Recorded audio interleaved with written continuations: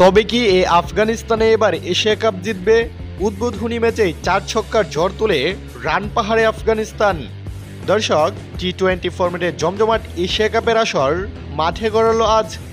সংযুক্ত আরব আমিরাতে 8 দলের এই টুর্নামেন্টে প্রথম ম্যাচে মুখোমুখি হয় আফগানিস্তান ও হংকং।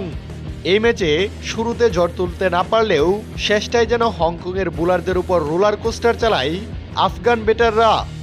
আফগান ওপেনার সিদ্দিকুল্লাহ আতালাই করেন 81 রান। 26 বলে 33 রানের লড়াকু এক ইনিংস খেলে যান মোহাম্মদ নবী।